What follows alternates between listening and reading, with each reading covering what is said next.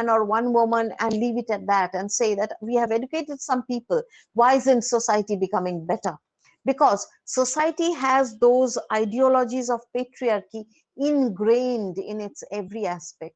So every single person of society needs to be educated in order for society to be educated in general.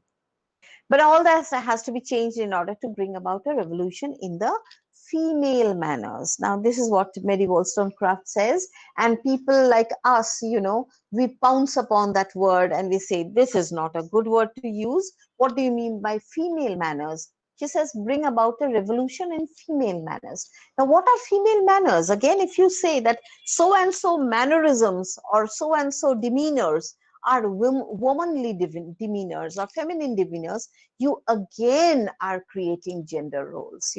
So even though Mary Wollstonecraft was advocating or championing the equal rights for women, she again was falling into the rubric of creating some gender stereotypical roles for women, which would come to be known as female manners. So this again poses a very uncomfortable question: female manners. What is feminine? What is the ideology of feminine, and who gets to decide that? A society which itself is known to be prone towards male laws and male solutions. Now, Simone de Beauvoir said that no biological, psychological, economic fate determines the figure that the human female presents in society. And one is not born, rather becomes a woman. This is that famous statement. One is not born, but rather becomes a woman. Judith Butler later on also will support this, and she will talk a lot about this. The idea was already picked up. Simone de Beauvoir talked about this in 1949, and in 1959, kind of like 10 years after that, the Canadian American sociologist Irving Goffman as a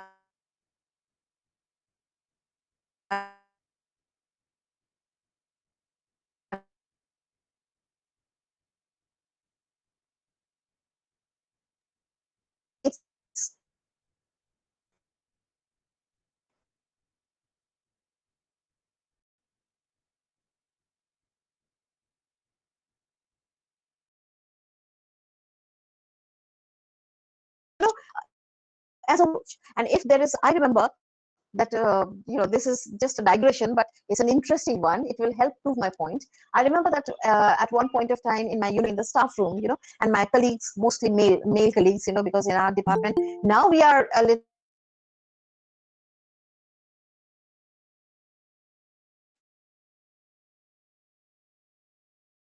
so there was this wasp. You understand the wasps.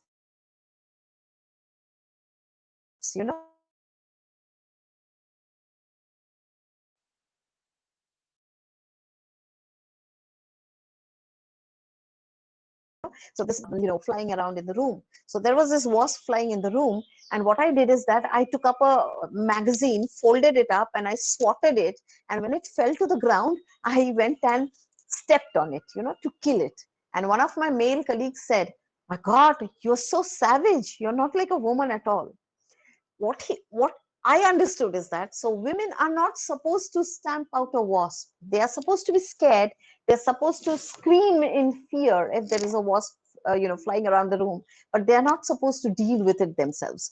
That is what I'm talking about, and that is exactly what Irving Goffman was also talking about when he said that women are supposed to be precious, ornamental, fragile, uninstructed, and ill-suited for anything requiring muscular exertion, and they are supposed to project shyness, reserve, and a display of frailty, fear, and incompetence.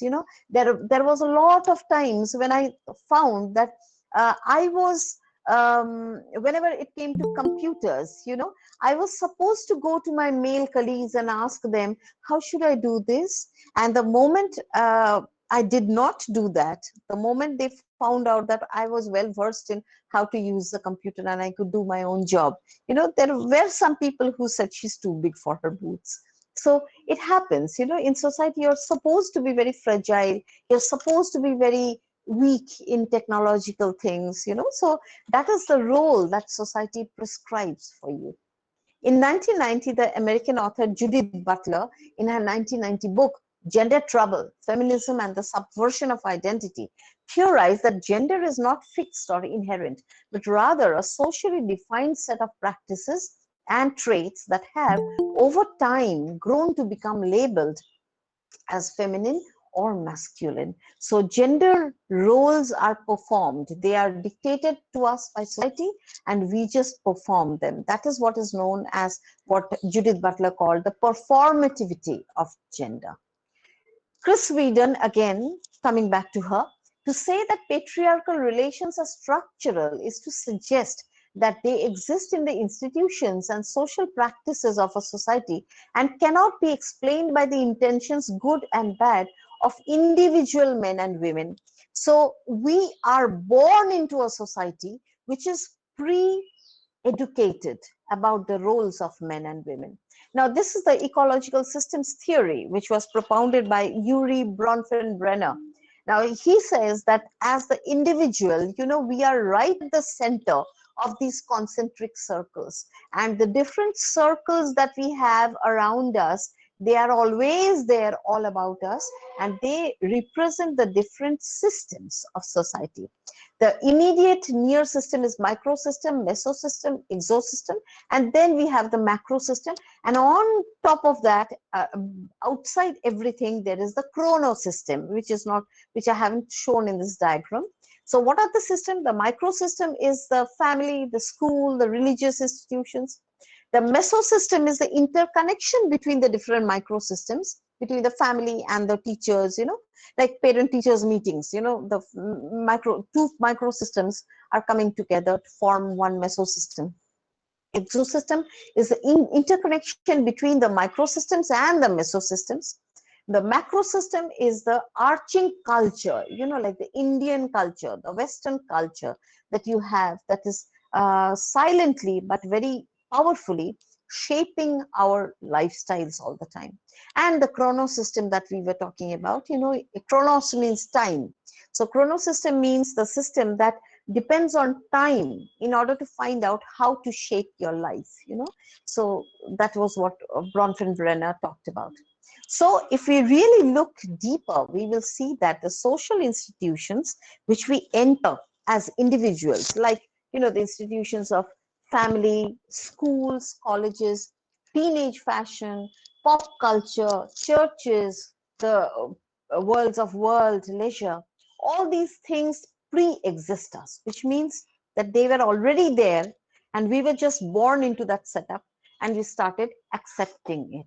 We just take over the prevalent ideas of patriarchy instructed normativity as glibly as a fish takes to water. So we are born into a system that has already been set up for us, So we are born into a system that has already been dictated by patriarchal norms. So when we are born, we just begin our life according to these ideas of normativity. Gayatri Chakravarti Spivak in Can a Subaltern Speak? She says, if in the context of colonial production, the subaltern has no history and cannot speak, then the subaltern as female is even more deeply in the shadow. If we talk about subalternity and if we talk about hegemony and we say that subalterns are always underneath, then if you talk about the women are even more underneath, if we may talk about it. Because like I said a little earlier, we are born into a pre-existing society. So when we are born, as a girl, automatically the first celebration that happens when a girl is born, people are invited. When the people are invited to the house in which a girl is born, they come bearing presents, right? They come bearing gifts, and most of the time you'll find that they come bearing dolls, they come wearing frocks for the girl to wear. Now, if you question who told society, who told them that a girl is fit to be playing with dolls, why doesn't a person come to a house where a girl is born with a bus or a truck or a toy wheelbarrow, right? So that is how things pre-exist with us. Who told them that a girl is supposed to wear a frock? Why don't they bring shorts and bermudas for the little child? So that this is what I was saying, that ideologies pre-exist us. We are just born into it, and we just start rolling in the same rut. There are factors that justify the feminine subalternity. I'll just take a moment off to ask the organizers, how much time do I have? Ma'am, actually, you can talk more. So 15 to 20 minutes, you can talk a lot. Okay. That's great. That's great. That's great. Wonderful. Thank you so much. Yeah. Okay. So coming back now, so there are certain factors that justify the feminine subalternity. Like, these are the factors that perpetuate subalternity, feminine subalternity. They keep they keep eternizing this feminine idea of subalternity. What are they? Folklore, very surprisingly. But if you take a look at folklore, you will find how they instill certain gender stereotypical roles about femininity into our heads. Literature, it I'll show you how. Fairy tales, films, even songs, they perpetuate femininity. Remember that one of my very favorite songs. I'm sure most of you, I'm not sure whether the youngsters have heard it, but I'm sure most of the people our age must have swooned over that song. Jhuki jhuki si nazar bekarar hai ki nahi. That jhuki nazar became a kind of cliched way of femininity. So feminists would probably revolt at that term. So songs also perpetuate ideologies of femininity. Now, fairy tales and children's stories, how do they do it? We have fairy tales in the East, we have fairy tales in the West. In the West, the well-known fairy tales are Rapunzel, Cinderella, Snow White and Rose Red, Little Red Riding Hood, Thumbelina.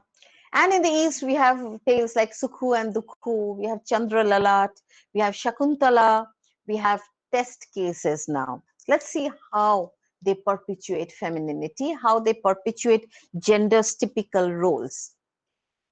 This is from one of the books that my daughter, she's studying her MBBS now.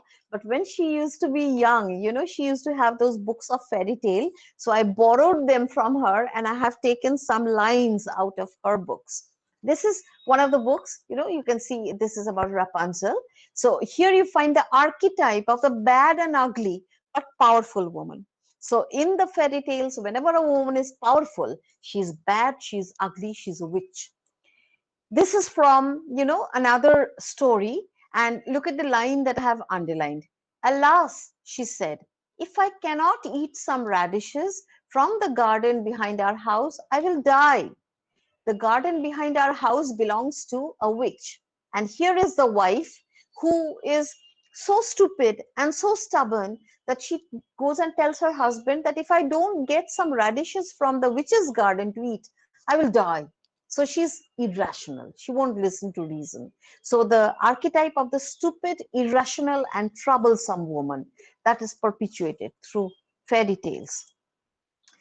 This is from, Thumbelina. Thumbelina was no longer lonely. She and the prince loved this wonderful land and lived there happily forever and ever. Archetype of the happy woman. Seldom do you find in fairy tales that a woman is single and happy. So whenever she's happy, she has to be married to a prince, a wealthy prince, and be happy forever. But she will never earn herself and she will never be happy if she's single.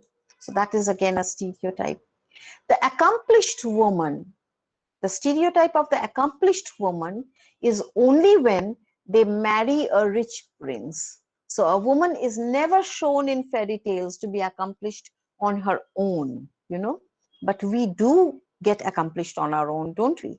But the gender stereotypical roles are given to you in fairy tales. Rose Red married his brother, Snow White married the prince, and Rose Red married his brother, as if they were not happy, they were not accomplished before that. The moment they married a prince, they became accomplished, and they became, presentable people in society. The archetype of the good girl or the good woman. In the winter snow, Snow White lit the fire and hung the kettle on the pot hanger. This big copper kettle glittered like gold in the firelight because she had polished it so well. She puts the fire on to, she lights the fire, she puts the kettle on to boil, she polishes the kettle, she does up the dishes. And so, when her mother says, Snow White, bolt the door, please, she does all kinds of household work. And that is why she's a very good girl. Snow White and Rose Red kept their mother's heart so clean that it was always a pleasure to look at. The archetype of the good girl or the good woman who keeps a very clean and good house, the housekeeping girl. The girls were very kind and obedient, and everyone who met them thought they must be the nicest girls in the world. So the archetype of the good girl is she has to be kind, she has to be obedient, she cannot be assertive. She cannot put her foot down and say, I want this. When she says so, she becomes a bad girl. Take a look at this from our world. This is one of my daughter's comic books, so Amar Chitra Katha comics. So here is the tale of Sukhu and Dukhu. Now, Dukhu did as she was told. Whenever somebody told Dukhu to do something, she always complied. She always agreed. She always did what she was asked to do, which means she never asked questions. She never said, why should I do this? She always did as she was told to do. And so she's the obedient girl, and so she's the good girl. So she's called, what a sweet little girl. But when we talk about the tale of Sukhu and Dukhu, we all know that she had a sister called Sukhu. Who always asked questions. Whenever she was told to do something, she always said, "Why should I do this?" And the fairy tale shows you how she came to, be punished in her life because she was a wayward kind of girl. She was not a good girl. William Shakespeare's play, The Taming of the Shrew, Katharina is considered unmarriageable. Nobody would marry her because she was headstrong and outspoken in nature. We all know what happened to Cordelia, right? She was banished because she dared to talk back to King Lear.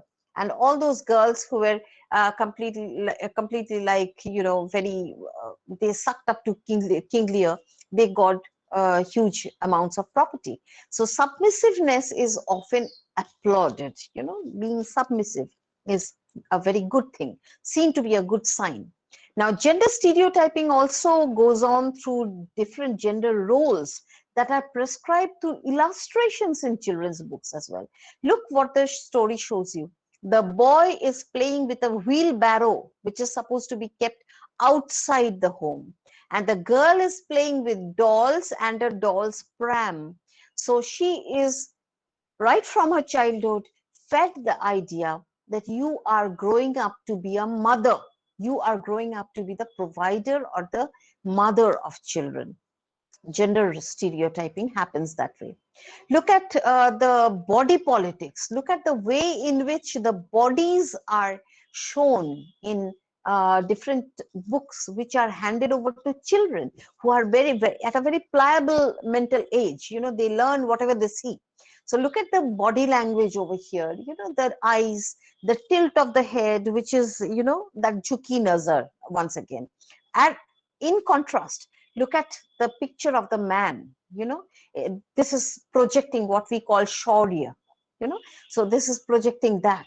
So you find him hunting, and the girl is going, pani bharne jana, that kind of thing.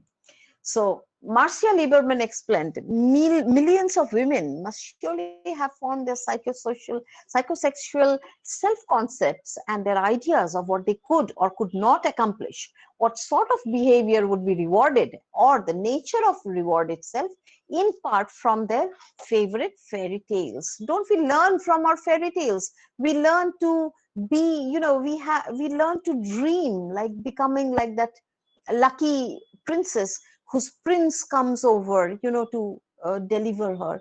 We are never taught that if you are in trouble, fight it out yourself. We always are taught that you have to wait romantically for your prince of deliverance to come and save you.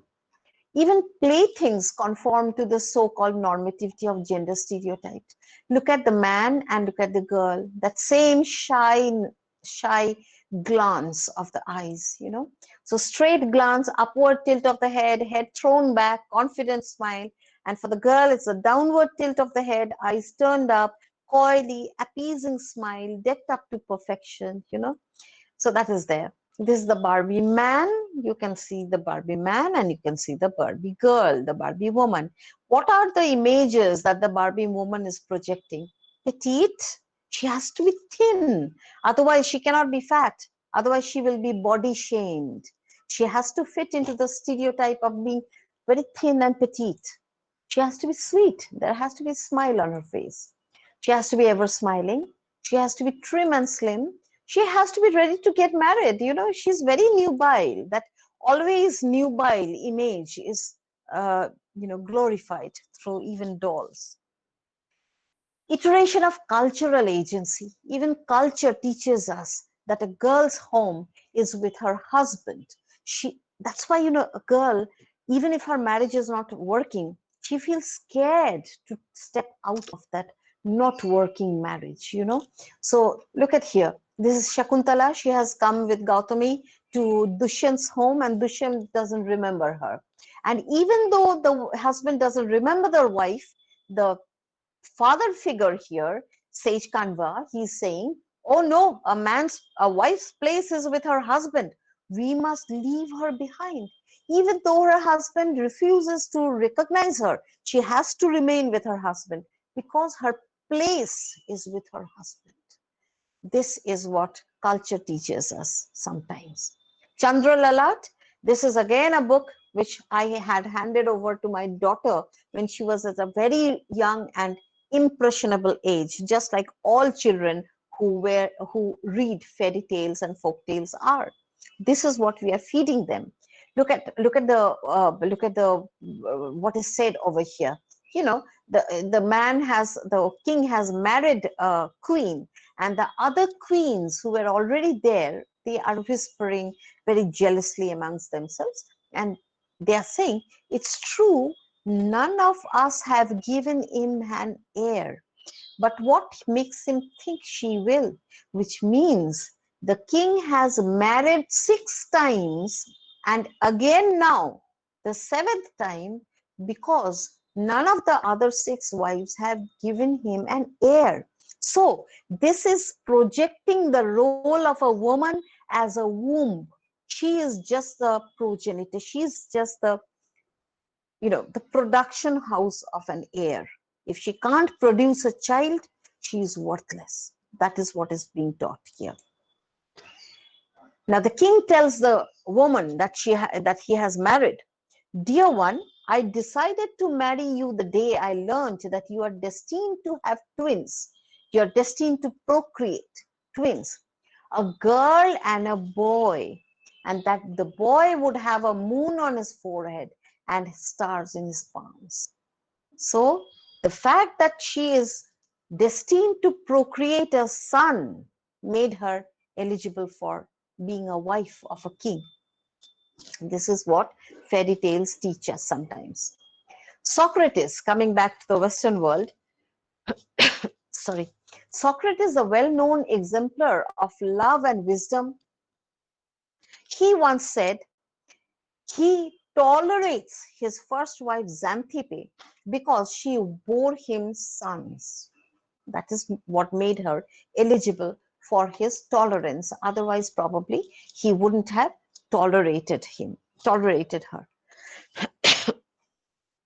Just give me a moment. I just need a drink of water.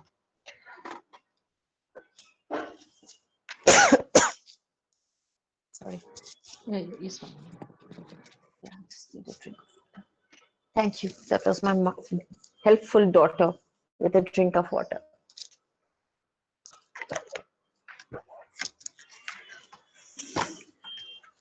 Thank you.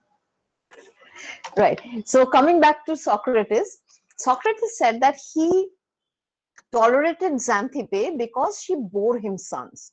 So this is how the perpetuation of the woman as a womb keeps on happening. Now, comic book heroes are often seen, but sheroes are very little seen. So, these are very well known figures of comic book heroes, and they are all men. And even if there is a woman, she's an eye candy, she's nothing more than that. And even when she's angry, she's like the ineffectual anger. Her anger doesn't really matter. She said, "You idiot, you could have hit me with that bullet." So she can't really go and slap that person, but she just screams. Now, when she's down, she again needs a man to protect her. The fallout is that they reflect and reproduce the patriarchal values of the society that crafted them, and they portray women as weak, submissive, dependent, and self sacrificing. They portray men as powerful, active, and dominant, women as beautiful objects to be possessed and protected, of course. Projected women as powerless, and they don't have the power to alter the events in their lives. They have to be protected. And project men as powerful agents of their own destiny. If there are characters who defy this description, like the witches do, they become powerful themselves. They have to pay for it. They die at the end of the fairy tale. Both powerful women in fairy tales are either ugly or evil or both.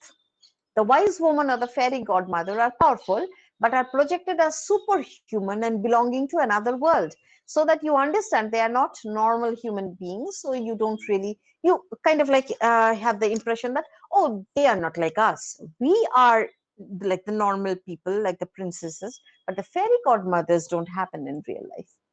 So these tales have a very strict gender biased rubric of these tales. Yes, this is what we were talking about just now. So this is kind of what I call the oversimplification and stereotyping of gender roles.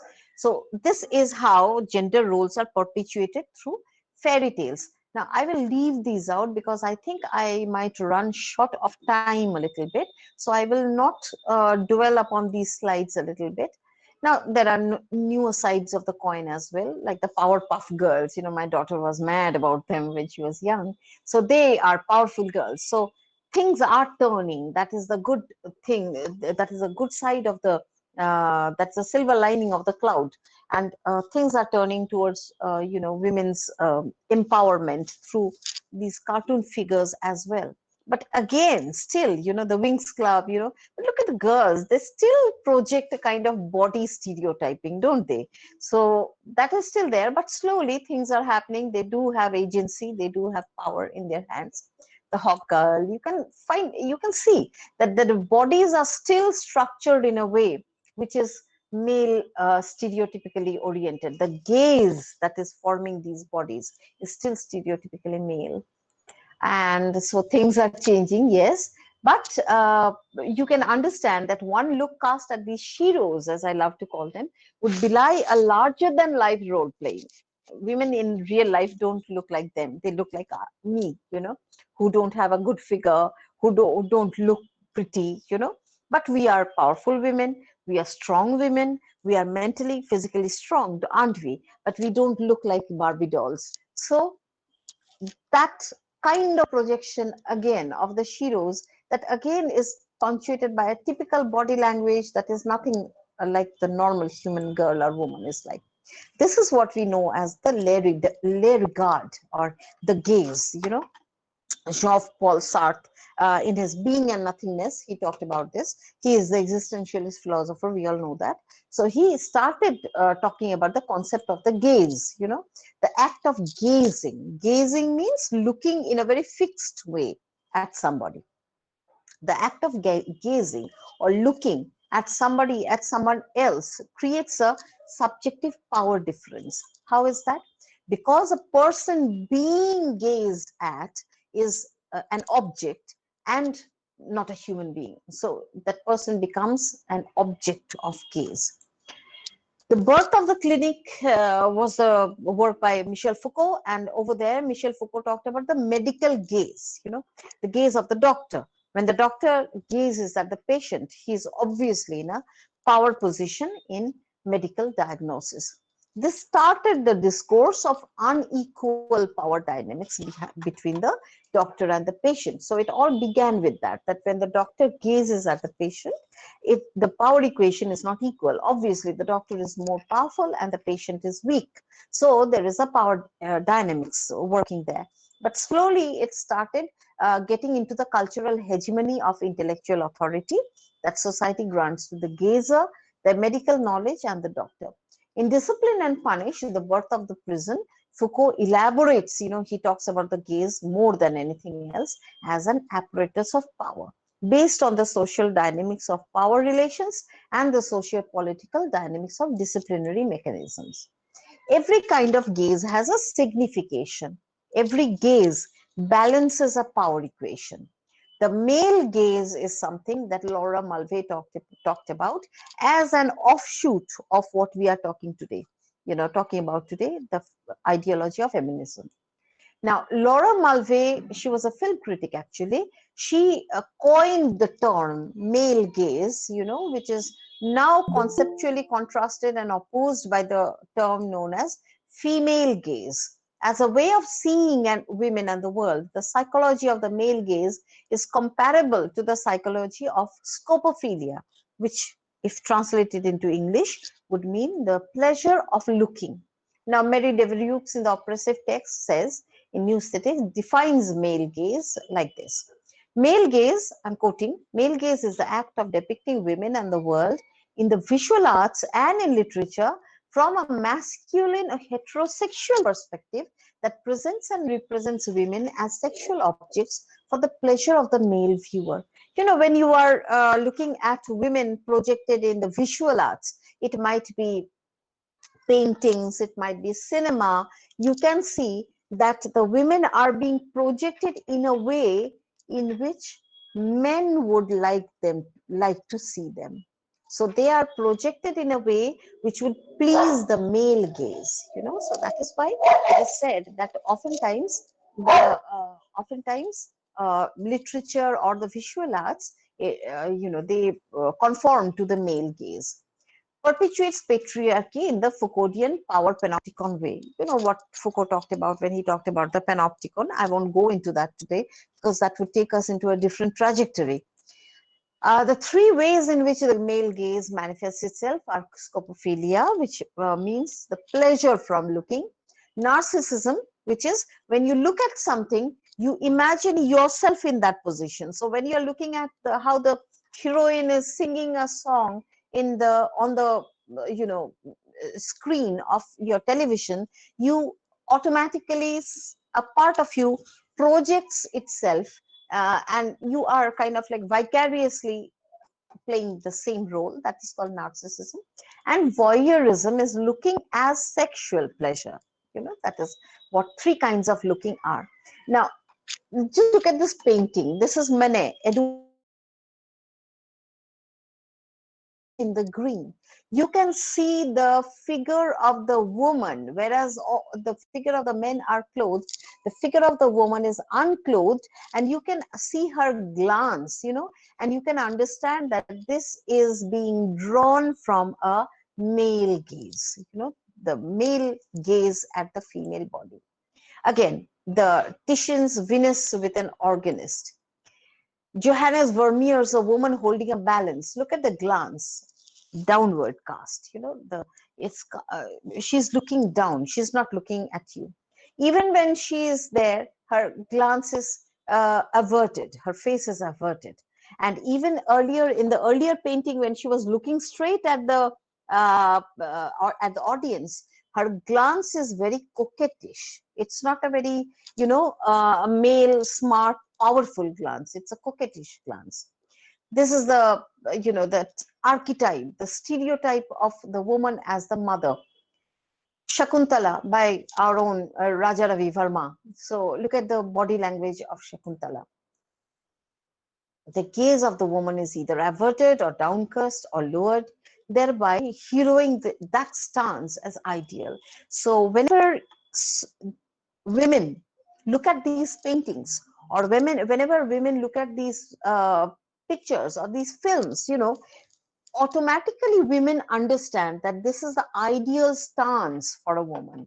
So a woman learns to imitate that stance. The woman learns to imitate that. This is that very, very famous shot from the screen, the beautiful Nargis and the very dashing Raj Kapoor. But look at the glance, it's averted. She's coy, she's shy, and look at the man. He's looking straight at her, you know, but the girl is not looking back at the man. So this is what, you know, she has to be. This teaches us that a woman has to be shy. She has to be coy. She has to be, you know, that jhuki nazar once again. Here again, you find a two very famous people, Hema Malini and Shami Kapoor. The same kind of the same daring, you know, daring. Um, what should I call it? Serenading of the man, and the kind of like scared, shy, frail glance, downward glance of the woman. Now, if you really look at all this, if you take a look at the authors, you will find Abhijnana Shakuntalam was written by a man. All of these were created by men. The Phantom, Lee Falk, Rip Kirby, Alex Raymond, Mandrake, Lee Falk, Rapunzel, Thumbelina, the Grimm brothers, Shri Charsobis, Raj Kapoor, written by Khwaja Ahmed Abbas, and it was done up by Raj Kapoor. Andaz Ramesipi was a director, and it was written by Salim Javed. So you can very well say that it was a man's interpretation of a woman. Now, woman as image displayed as sexual object, man as the bearer of the look. So the gazer becomes active, male, and the passive becomes the female. In the traditional exhibitionist role, women are simultaneously looked at and displayed, and thus can say to connote what is known as to be looked atness. You know, to be looked atness is a very weird, but one of the terms that I really love talking about. It was talked about by John Berger, who talked about how women also understand, you know, how men would like to look at her, and that is her to be looked atness. You know, the perspective looking generally is perceived as the active role of the male, and being looked at is generally perceived as the passive role of the female. But so all this is a you know, it's a very male reading of the entire concept of feminism. So a contrapuntal reading is necessary. I'm using Edward Said's term over here. Contrapuntal reading is necessary. Said talked in the context of post-colonialism, but I'm talking in the context of feminism. But contrapuntal reading is as necessary in feminism as it is in post-colonialism. Every cultural and epistemic bias that constructs feminist stereotypical normativity has to be deconstructed. The subaltern, the underdog, the woman has to have a representation in history. And two types of representation can be there, Darstellan and Vertreten. We all know that. You know, Spivak talks about it. And a discourse for women should be sustained. And this effort for creating a discourse for women by women caught on towards the end of the third wave of feminism, towards 1970s, when people like Elaine Showalter, you know, they started talking about gynocriticism and efforts towards foregrounding the texts written by female authors as a part of a canon, you know, identifying subjects that women are more concerned with, talking about things that concern a woman's life, a woman's body, you know, talking about things like that. Foregrounding the language of women. The women supposedly have a different language of their own. So foregrounding that language instead of using the language of man, to overcome the discriminatory bias against women found in texts written by men, panning on female identity, you know, not panning on the female as weak, frail, but panning on more of female agency, panning on female identity, and augmenting female agency. Not mythologizing women, like Claudel and Lawrence and Andre Breton, they had done. Simone de Beauvoir points out these names. These names were named by Simone de Beauvoir. I'm not the one who is naming them, but Beauvoir talked about how they mythologize women, through different kinds of archetypes, so different kind of images. Like the image of the mother, the archetypal mother, the image of the beloved, the image of the beautiful women. So stop mythologizing women. Stop making stories and myths about them. Take them as normal. Let them be themselves. So that is what gave birth to what is known as l'écriture féminine, brought about by Helene Cixous in The Laugh of the Medusa in 1975, where she begins by talking about how women should write herself, not herself as a uh, possessive pronoun, but write her own self. She should write herself. That is what she is about, what a woman is about, the woman's body, the woman's happiness, the woman's pleasures. So some women need to start writing about that. That is known as that is known as l'écriture féminine, and it needs to come about more and more. If that contrapuntal reading of feminism needs to come about, if women are to be heard as a discourse. Thank you very much. I hope I have not exceeded my time limit, and Yes, ma'am. Yes, yeah. I Yeah, yeah. hope people have tried to have people have understood what I'm trying to Yes, say. yes, yes. A wonderful session, ma'am. A wonderful session, Thank you and very much. Thank you I very must much. tell you that I'm really sure that all my students they understands the basic concepts of feminism, and they must think over the social, politics as you said so of the power equations. They must understood. There was a beautiful Absolutely. presentation done by you as you make them understood, gradually with the fairy tales and you make them exposed with the yes, also means I'm very much surprised because when I was busy with my research, I was facing with few concepts like gaze, and when I was going through the Lara Mulvey's theory of the male gaze, so many concepts you cleared even to me, not to my students. So shall I proceed towards the oath of thanks, ma'am? And so, we don't have actually the words to say thank you to you, but I try on my behalf. On the behalf of a students community and on the behalf of MLNG Society, Dr. IBP Women's College, Aurangabad, Maharashtra, and on the behalf of our principal, Dr. Vasudha Purohit, I'm very much thankful. I'm very much grateful to you, madam. In future, also, we may trouble you for such kind of intellectual feast, intellectual summit conducted by you, and very much detailed session. Very much. Yeah, My which pleasure. we gone through, ma'am. We gone through because of you. Again, thank you very much for your beautiful explanation on feminism.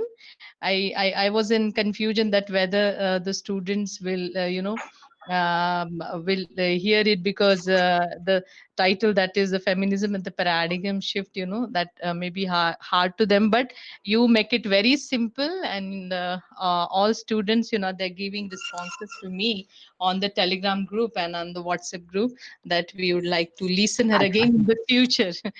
So, so on the behalf of you, I Of promise course. them. Of Yeah, course. Of course. yeah, yeah, yeah. Students, if you do have any questions, you can ask right now. If if anybody has a question, you may write now. Ma'am, ma'am, am I Yeah. audible? Yes. Who is this? Sangeeta. Ma'am, Yes. this is Sangeeta Yes, Raj. Sangeeta. Yes, ma'am. Ma'am, I Yes. just want you to like in the graduation level, I have read many texts about feminism. Like there are so many, Mm-hmm. but one text Mm-hmm. is still in my mind. That is the Rover by Afra Bin.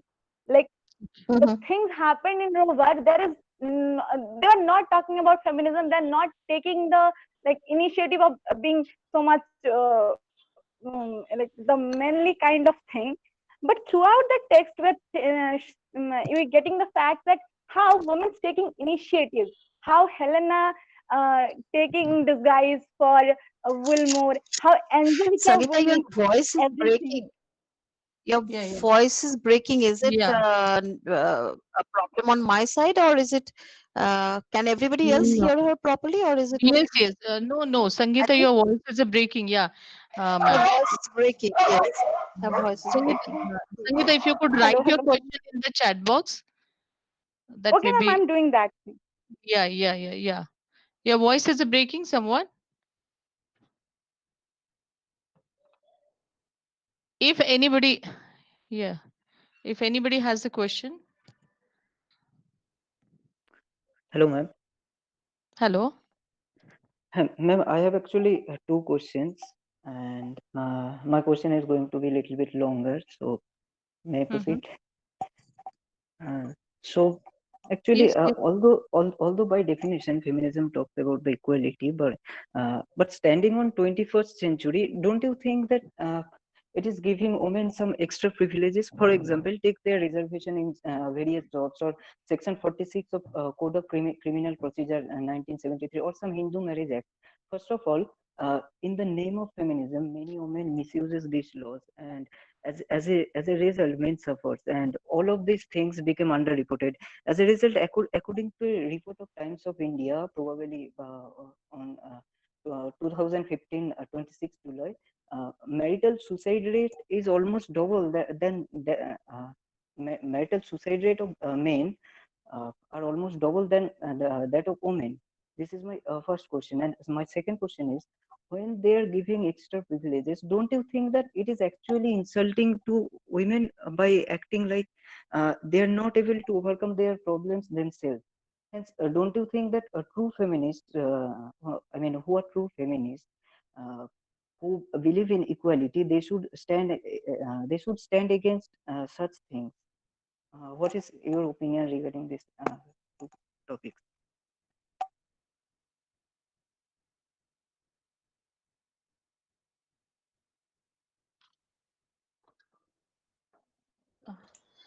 Yeah. Was this Shomik Mukherjee? Yes, ma'am. Yes. Okay. So coming to your first question, the first question, or rather, I would call it an observation. You said that there are lots of legal, places where women are getting more attention, women are getting more protection, and sometimes it is being misused so much so that men are being, victimized now. Now, as a reply to that, I would say that this does not mean that we should stop creating laws and bylaws for the benefit of women, because women have been neglected for a long time and they still are being neglected. As long as there are predators against women, women need to be protected by laws. As far as men or women misusing those laws, or men becoming victimized by those laws, then probably there could be laws preventing the misuse of those laws as well. But that doesn't mean that we should stop making laws at all. So that is the first thing, that the answer to your first question. And the second question was, what was that you talked about? I lost track of that question. What was the second question? You said, could you just repeat your second question? I forgot your second question. Yeah, yeah. Second question. Actually, my second question was, when they're giving extra Oh, yeah. privileges, Isn't it don't you humiliating think for that women? it Yes, yes, yes. Now I remember. Yes. Don't you think it's humiliating for women? Yes, it is humiliating for women. That's why, when I go to the bank, or when I go to a train ticket line, there are lots of people who say that there is a woman's line over there, so you can go and stand in the ladies' line. But I never do that. I never do that. I always stand in the same queue as men are standing, and it is only when my turn comes, then only do I do my job at the counter. But there are women who misuse that by saying that yes, we are equal, but whenever it comes to standing in a women's line, they go and stand in a women's line just for the sake of getting the job done quickly. So I think, just like me, most of the people who actually believe in feminism never do that. That rests upon the feminist herself, about how to propagate her theory and how to execute her beliefs in feminism in praxis. Of course, there are exceptions. There are women who will talk loads and loads of things about feminism, and then when it comes to doing something or taking a privilege, they will say, I am a woman, so I need that privilege. So of course there are people who misuse it, but aren't there men who misuse their power? So if there is power in a certain place, or there is privilege in a certain place, there is always the scare of hegemony. There is always the fear of misuse of that hegemony. So that is always there. That depends on the individual rationality, and that depends on the individual ethics of the person who is using that law or using that social norm. So I think, I hope, Shomik, your question Yes. has been answered. Yes. Thank you, Yeah, ma'am. ma'am. Thank you so Yeah, much. ma'am.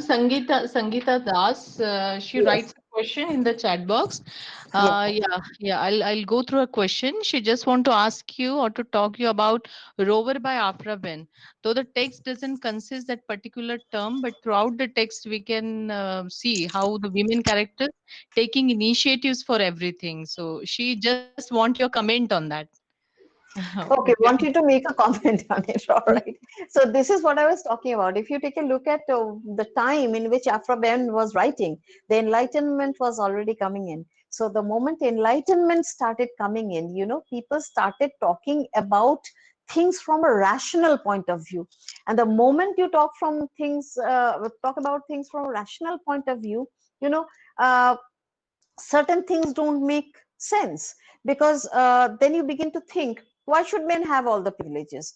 What is the problem with educating women? Why can't women do their own thing? So that questioning why, the moment that comes in, you begin to talk about things. So Afraben was writing at that point of time. Afraben also talked about the other other hegemonic circles. Like she talked about, people, the blacks, like the black slaves, who were downtrodden. She also talked about them. So she was a very, what should I say, a very dynamic lady who knew how to think out of her own head. And I would attribute that to the coming of the Enlightenment, that taught women also to think for themselves.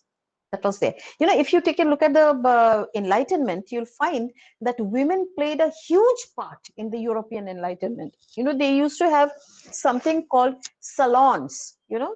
Salon comes from the Italian term solus. So solus means alone.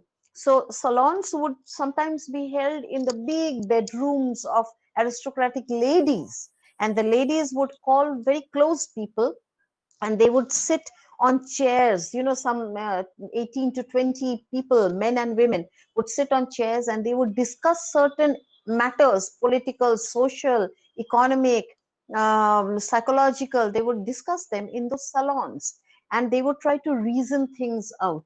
The women were called saloniers, and the men were called philosophers. So women were taking a very important role as far as the Enlightenment was concerned during Afraben's time. So I think Afraben's, if you want to call it the overtures of feminism, could be attributed to that, of course. That is my comment on it, like you asked for it. Yes, that is what I wanted to listen, because throughout the text I was getting like when Angelica taking stand, when Helena doing her thing, when Yes, actually even in the last episode, when the men were doing nothing but the women saved women. yes, true. Though the men were there, but they were doing nothing. Like there's not that stereotype idea that my prince will come and save me. No, it was Yes, not. Her absolutely. sister came and she saved her.